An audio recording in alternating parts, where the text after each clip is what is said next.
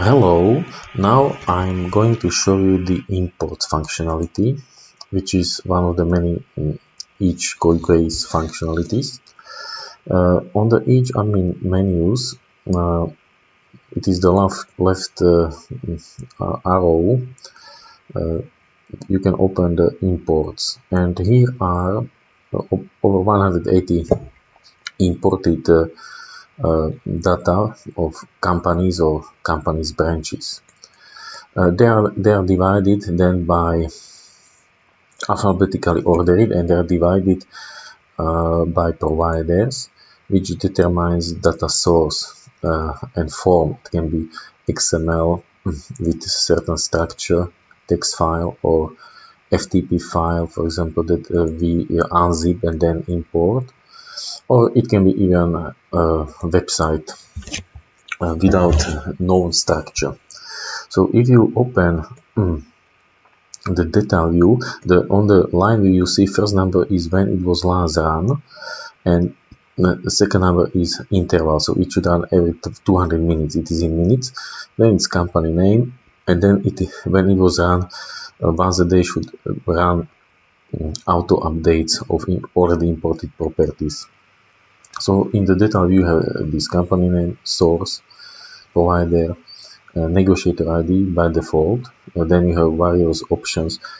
These input boxes are reserved from some keywords or which are used or will be used later. Then you have these various tick boxes. For example, no email. So if some property is imported, then it shouldn't send the email to the agency or auto confirmation or imported URL link without preview, or no import all inactive. There are some inactive also, not many but some. And so if you, for example, check some structure, so this is the data view, and you can examine this, which is applying mapping. So it goes through the whole data, and it is ordered by updated or created date. And there is the mapping. So one parameter, it is JSON, it means this source, and then another, it is how it is mapped. Then I will show some concrete example. Then you have files, images, URLs, and so on. So here 151 properties, one unverified, 150 verified. This diamond button, it opens them all. And then you have download or source of this data source, for example. So when you can see the structure, for example, you see that some tag names based on which you can map, or firstly like retrieve this source, and then you can map them. This is, for example, contact details. For us is the relevant emails. Based on the email, we then map all other parameters of contact. Then, for example, this is the Alcium. It is also XML, which is also loaded here. But we have also can't close it. We have also, for example, text files. This is, for example, text files, and this is from FTP, so there is no source, because source is file that can be opened. And here you have these not tag names, but you have this definition. You go in the loop, and then you assign what is what, as if this description, size, tenure, or whatever. So we have also, this is this website that there is actually no kind of XML or some text definition, or we are able to retrieve that data anyway. And so now I can show you this is some also specific some are very specific. It is XML, but in very specific tag names. For example, I simulated in this program code, so we examined it, and I will now show you how it actually works. So there is the auto job that runs these imports based on the frequency. It is running on the not on the server. It is running on the in the browser. So it is this architecture when uh, minimizing server functionality.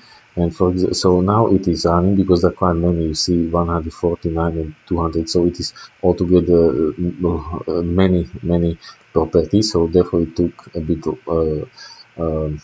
longer. The gray color, actually I'm not sure if it is video visible, but the gray color, it shows unverified and white verified. And that violet color, it is today. Yes, today there was some updates because there are not news, but I simulated for 7 December some one unimported and one once verified, because it's there are some properties which were verified maybe 2 years, 3 years ago, but they are new again. So in the so this is once verified. So if you have this unimported, so it is possible to import it by clicking this arrow below or directly this.